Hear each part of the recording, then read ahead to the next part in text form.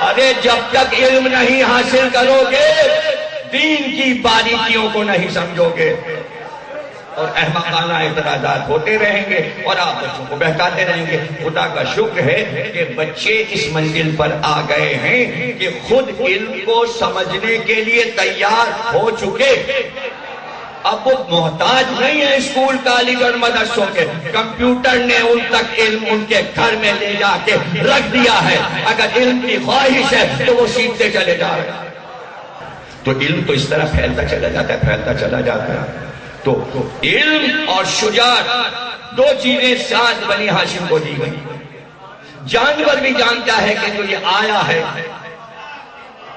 اس کے سامنے پیشانی رکھ دی جائے، اس کے سامنے پیشانی رکھ دی جائے۔ اب لوگوں سے ظاہر ہے کہ وہ باریکیاں اور نقطے نکالتے ہیں، تو لوگوں نے کہا کہ بھائی وہ جو عبد المطلب کو ہاتھی نے سجدہ کیا تھا اس کی وجہ یہ تھی کہ ان کی نسل میں آخری نبی محمد آنے والا تھا۔ اس میں حیرت کی کیا بات ہے؟ ہاتھی نے تو سجدہ کیا، گھبرانے کی کیا بات ہے؟ جب وہاں پوچھا گیا کہ اللہ نے آدم کو کیوں سجدہ کروایا تو یہی جواب امام نے دیا، پیشانی میں محمد کا نور تھا۔ وہ تو بہت دور تھا نور، ابھی اب تو قریب آئے۔ جس سال ہاتھیوں نے حملہ کیا اسی سال تو سرکار پیدا ہوئے ہیں۔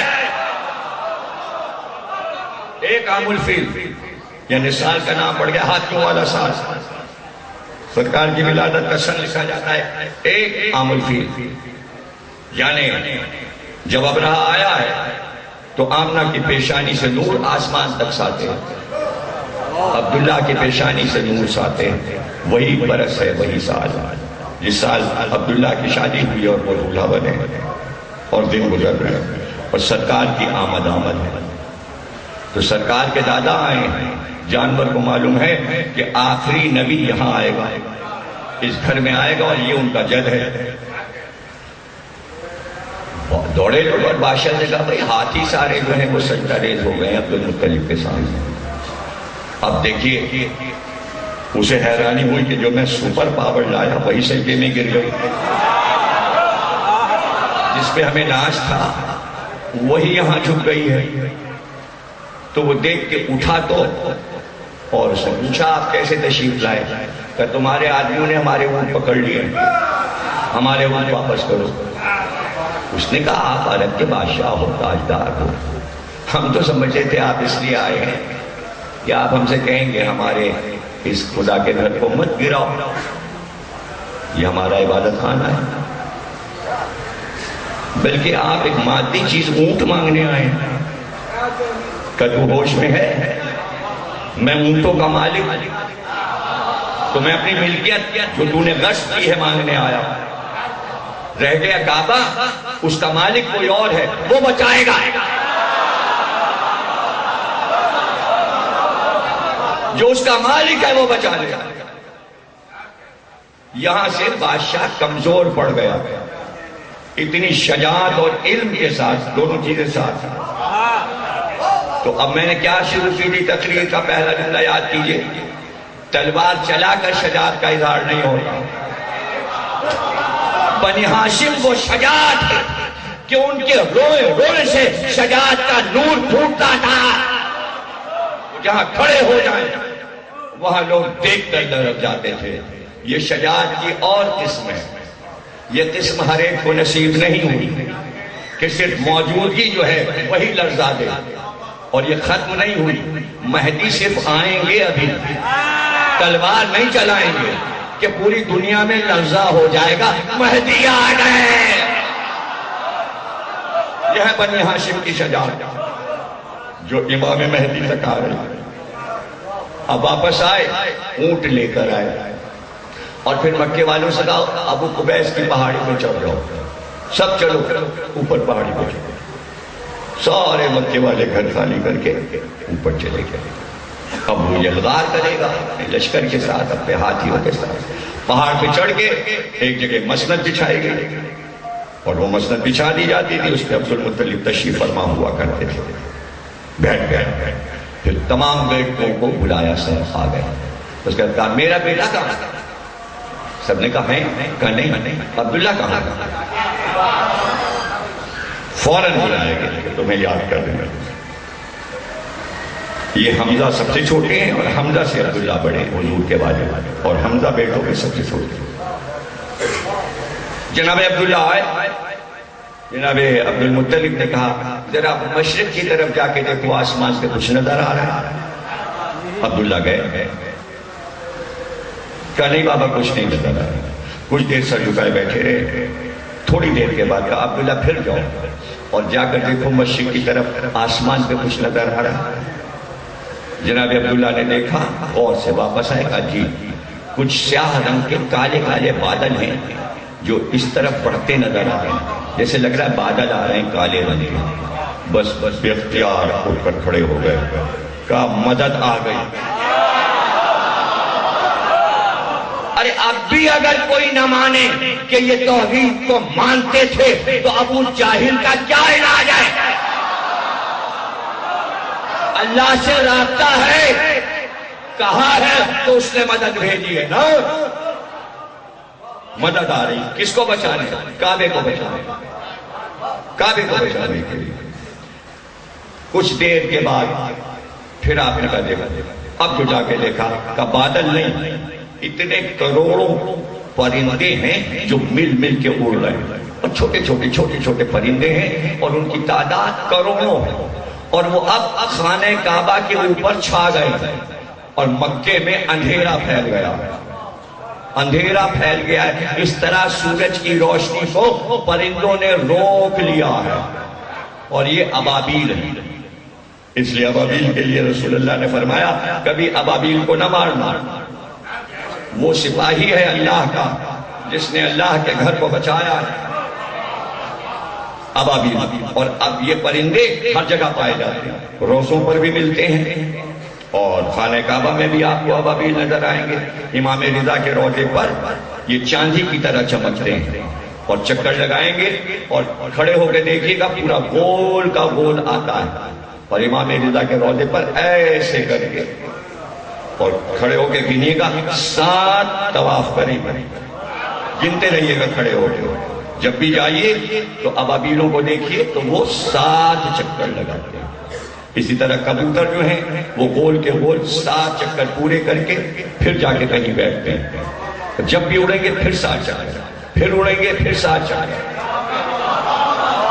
ارے پرندوں سے معرفت امام اور معرفت الہی سیکھے. مسلمان سیکھے کہ معرفت الہی کیا ہے. اور وہی پرندے رات کے وقت امام رضا کے صحن میں اتر آتے ہیں، ہزاروں کی تعداد. آپ اگر انہیں چھوئیں گے تو وہ کچھ نہیں کہیں گے. ایسے جا کے آپ چھو لیجیے انہیں. وہ ڈرتے نہیں. انہیں پتا ہے ہم اس حرم میں ہیں جہاں امان ہے. وہ خوفزدہ نہیں ہوتے. لوگ دانا ڈالتے ہیں راتوں کو بھی دن کو بھی. وہ چھوٹے پرندے. اور وہ رہتے کہاں ہیں؟ وہ رہتے روس میں ہیں. جب وہاں برف گرتی ہے تو وہاں سے چلتے ہیں امام رضا کی زیارت کے لیے. اور جب وہاں برف ڈھل جاتی ہے پھر یہ واپس ہو جاتے ہیں اپنے گھروں کی طرف، آذربائیجان اور روس. اور پھر دوسرے موسم میں پھر واپس آتے ہیں. جب وہاں سردی پڑتی ہے تو خراسان آ جاتے ہیں. عجیب سفر ہے. صرف آپ زیارت کرنے نہیں جاتے ہو، دنیا کی مخلوق چلی جا رہی ہے. اور اب وہ پرندے آئے اور ہتھیار جو لائے تھے تو 3 ہتھیار ہر پرندہ لایا تھا. ایک چھوٹی سی کنکری چنے کے برابر چونچ میں تھی، منقار میں، اور اتنا ہی بڑا دانا ایک پنجے میں اور ایک دانا دوسرے پنجے میں. اور کروڑوں کے حساب سے جب انہوں نے خانہ کعبہ کا طواف کر لیا تو اب وہ دانے پھینکنا شروع کیے. اور وہ اتنی فورس کے ساتھ آ کے ہاتھیوں کو لگ رہے تھے کہ دوسرے دن جا کے دیکھا گیا تو ہاتھی نہیں تھے، بھوسا پڑا ہوا تھا. بھوسا. پورا لشکر ابرہہ کا خاک ہو گیا. اور وہ پرندے اب تک کام کر کے چلے گئے. اب بڑی طاقت سے اگر یہ کام کرایا جاتا، بہت بڑی طاقت سے، تو ابرہہ نازا ہو جاتا. تو اللہ نے بتایا کہ کہ جو بہت زیادہ سپر پاور ہو اس کو ہم ایک چھوٹے سے ہتھیار سے ختم کرتے ہیں. چھوٹا ہتھیار جو ہے وہ ہمارا بڑا بن جاتا ہے. لشکر یزید سپر پاور بن کے آیا تھا. حسین علی اصغر کو پامال کر دیا. ساری طاقت چکنا چور کر دی. تو بھائی بنی ہاشم کی شجاعت اس طرح کائنات میں واضح ہو گئی. کیا عبد المطلب، کیا جناب حمزہ، کیا جناب ابو طالب. حمزہ شکار کھیل رہے ہیں اور گھوڑے کو دوڑاتے ہوئے واپس ہو رہے ہیں، اور ایک کنیز نے روک کر لجام فرس کو پکڑ کر حمزہ کچھ پتا ہے؟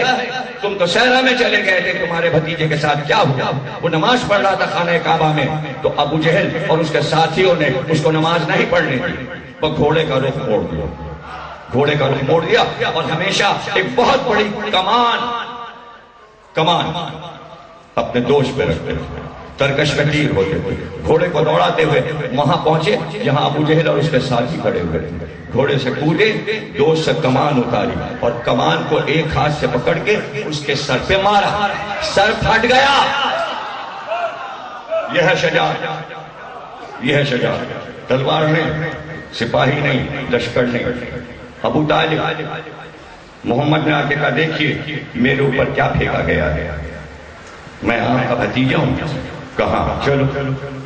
چلے ابو طالب سارے اپنے بھائیوں کو، بھتیجوں اور بھانجوں کو لے کر اور وہیں پہنچے اور ایک سے کہا کہ دو بازوؤں کے پاس جاؤ اور بازو پکڑ لو. اور دو ہاشمیوں نے ایک کافر کے بازو پکڑ لیا.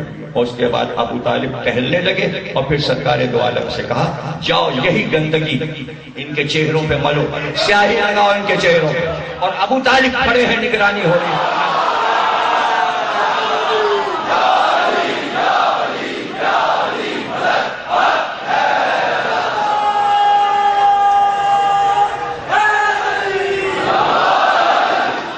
شجاعت ہے، یہ خاندانی شجاعت ہے کہ سرکار دو عالم سو رہے ہیں، آرام کر رہے ہیں. اور ایک کافر نے دیکھا محمد سو رہے ہیں باپ، اور وہ سر پہ پہنچ گیا اور سرکار کی تلوار درخت سے لٹک رہی.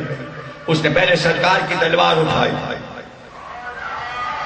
اور اس کے بعد آواز دے کے اٹھایا اور پھر کہا اس نے اب آپ کی تلوار میرے پاس ہے، اب بتائیے اس وقت آپ کو کون بچائے گا. وہ یہ سمجھ رہا تھا کہ تلوار بچاتی ہے.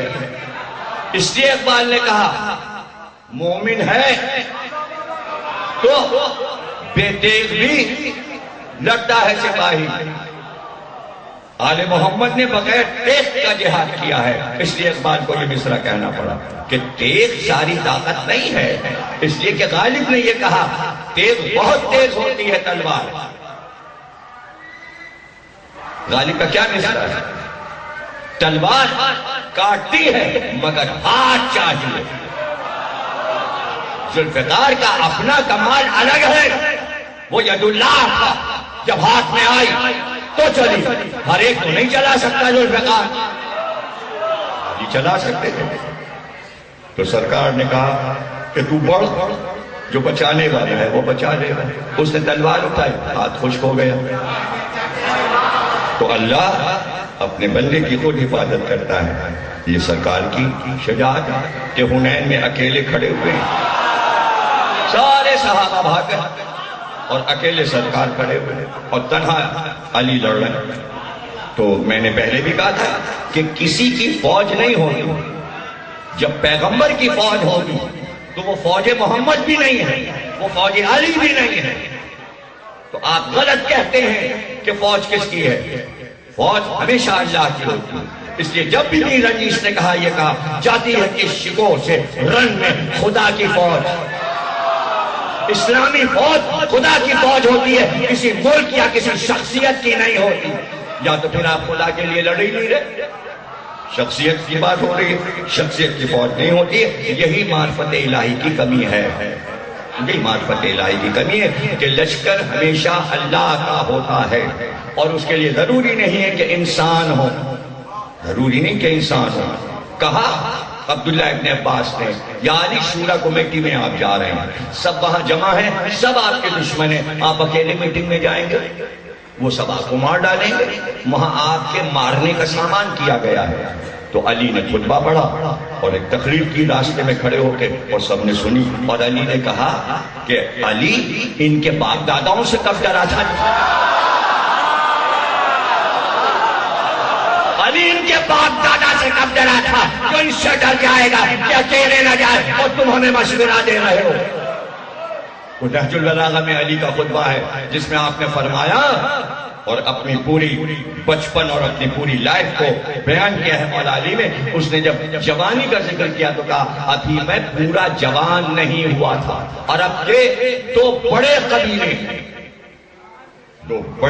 قبیلے ہیں، اور دونوں قبیلوں کے بہادر اور پہلوان مشہور ہیں۔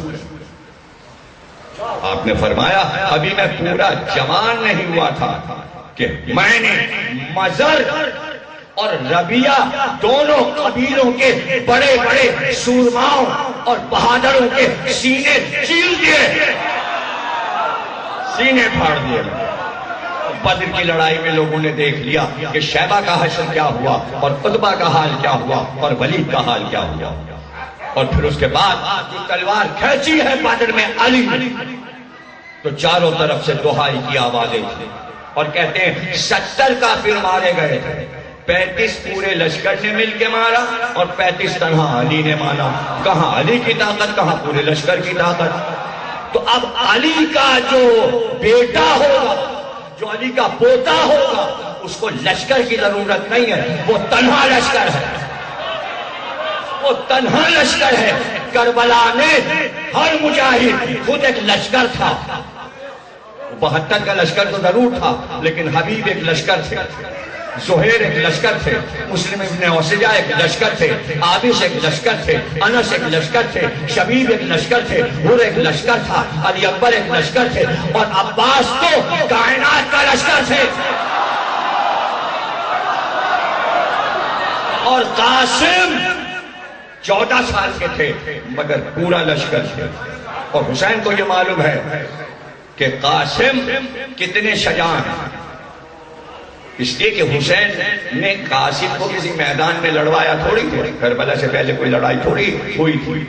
جو پچھلی لڑائیاں مولا علی کے دور کی تھیں اس میں جو لوگ لڑے تھے اس میں چند لوگ تھے، ایک جناب عبداللہ ابن جعفر حضرت زینب کے شوہر صفین و جمال و نہروان میں لڑے تھے، حضرت مسلم ابن عقیل صفین جمال اور نہروان میں لڑے تھے، اسی طرح محمد حنفیہ صفین جمال اور نہروان میں لڑے تھے، یہ لڑے ہوئے لوگ تھے۔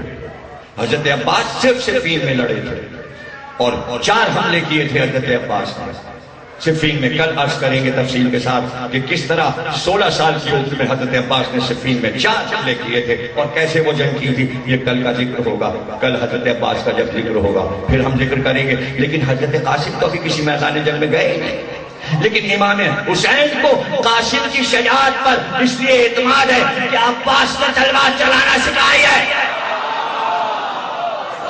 عباس نے قاسم کو تلوار چلانا، اور جب قاسم کو تیار کیا تو ایک کرتا پہنایا، صرف ایک کرتا، زرد رنگ کا امامہ باندھا، شملے لٹکا دیے، سبز کرتا پہنایا اور زیرہ نہیں پہنائی۔ لوگوں نے کہا زیرہ کیوں نہیں پہنائی؟ کہ اس لیے کہ اس کے جسم پہ جو زیرہ صحیح ہو وہ بنتی ہی نہیں عرب میں۔ 14 سال کا تو بچہ ہے، زیرہ تو بڑے سپاہیوں کے لیے بنا کرتی ہے۔ اور پھر میں یہ بتانا چاہتا ہوں کہ صرف علی کا پوتا بغیر زرہ کے لڑ سکتا ہے۔ صفین کی لڑائی میں ایک کرتا پہن کر علی نے لڑائی کی تو مالک اشتر نے کہا مولا زرہ پہن لیجئے۔ اچھا مولا نے زرہ پہننا کب سے چھوڑی یہ بھی سن لیجئے، زرہ پہنتے تھے مولا، زرہ پہنتے تھے۔ جب عقد ہونے لگا جناب سیدہ سے اس وقت رسول اللہ نے پوچھا مال دنیا میں سے تمہارے پاس کیا ہے؟ حضرت علی نے کہا ایک تو تلوار ہے ذوالفقار، اور ایک گھوڑا ہے، اور ایک زرہ ہے۔ تو رسول اللہ نے فرمایا گھوڑا تمہارے کام کا ہے، تلوار تمہارے کام کی ہے، زرہ تمہارے لیے بیکار ہے، اس کو بیچ دو اور اپنا ولیمہ کر لو۔ علی نے زرہ کا ولیمہ کروا دیا۔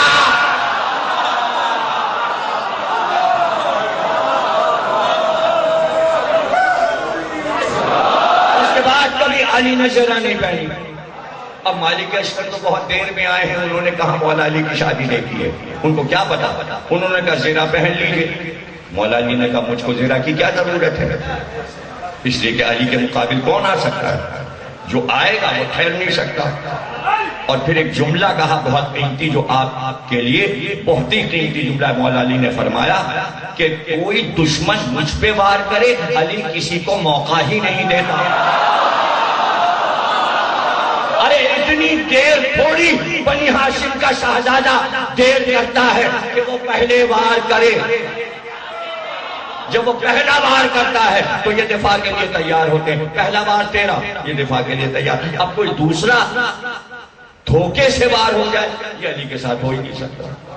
تو مالک اشتر نے کہا ٹھیک ہے, سامنے سے تو کوئی آپ کے اوپر وار نہیں کر سکتا, لیکن پشت سے اگر کوئی آ گیا. تو علی نے کہا کچھ دن کے لیے علی زندہ نہ رہے کہ دشمن آ جائے.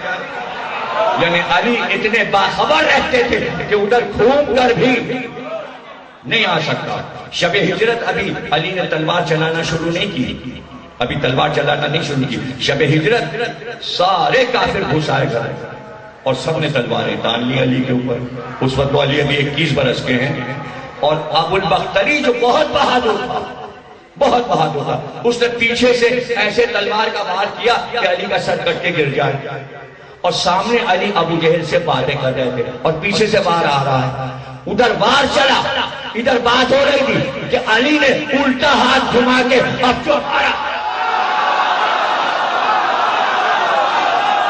الٹا.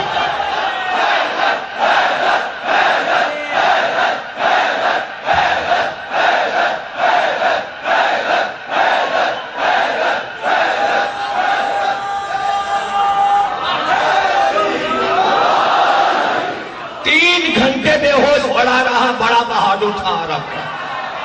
میت اٹھ کے گئی ہے رسول کے گھر سے کافر کی, بے ہوش حالت میں اٹھا کے لے گئے. ہوش دلا رہے, ہوش ہی نہیں آ رہا. تو الٹا ہاتھ علی کا ایسا, اگر سیدھا ہاتھ چلا دے. اور جملہ سن لو, ارے جو علی کے گلے میں رسی پڑی تھی تو اس وقت جتنے لوگ سامنے تھے وہ تلوار کے نہیں تھے, علی کے ایک ہاتھ کے تھے.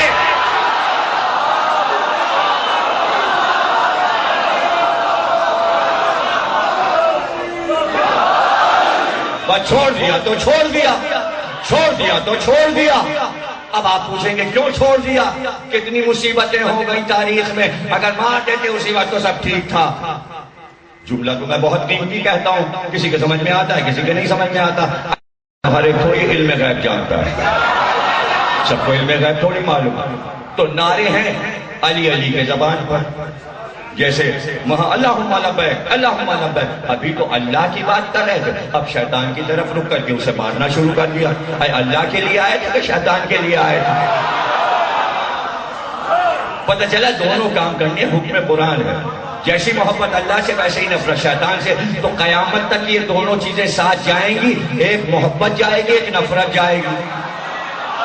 اس میں کیا پریشانی ہے کہ نفرت چھوڑ دو اور صرف محبت کرتے رہو؟ ایسا نہیں ہو سکتا. یہ تو حج ہے اور یہ اللہ کا گھر ہے. تو علی اگر الٹا ہاتھ چلائیں تو گرتا ہے اور 3 گھنٹے بے ہوش ہو جاتا ہے. اور پھر جب عورتوں کو لے کر باہر نکلے, اکیلے علی اور سارے ناقوں پہ بیویاں رسول اللہ کے گھر کی, اور جب سرحد مکہ پہ پہنچے تو ابو جہل گھوڑوں کو دوڑاتے ہوئے کافروں کو لشکر کو لیے ہوئے, آج علی کو کھیل لو, آج یہ زندہ نہ جانے کا ہے. سارے مکے والے آ گئے ہزاروں کی تعداد میں, آج علی کو یہی مار لو.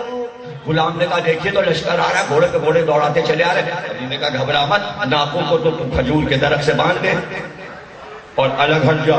اور اس کے بعد علی نے تلوار نکالی اور تلوار نکال کر آدھی نیام میں رکھی اور آدھی باہر. جیسے ہی لشکر قریب آیا تو ایک بات پکار کر کہا, ابو جہل سن, تو نے اتنا میرے بھائی محمد کو پریشان کیا, اتنے پتھر ان پہ برسائے, تم مکے والوں نے کبھی میں نے تلوار نکالی, کبھی میں نے تلوار سے تم کو مارا؟ سب کہنے لگے نہیں. کہنے لگے تو کیوں نہیں مارا میں نے؟ مکے کی گلیوں میں میں لاشیں بچھا دیتا, لیکن میں نے تلوار نہیں نکالی. ابو جہل نے کہا کیوں نہیں نکالی؟ کہا جب میں نکالنا چاہتا تھا تو میرا بھائی ہاتھ پکڑ, ابھی نہیں, ابھی نہیں, بھی نہیں. اب سن لے, جو بات بات پہ ہاتھ پکڑتا تھا وہ مدینے جا چکا. اب جو یہ نکلے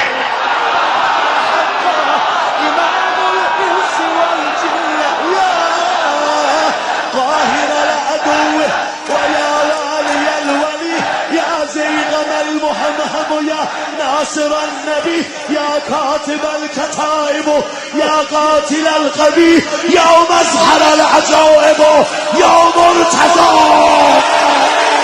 علي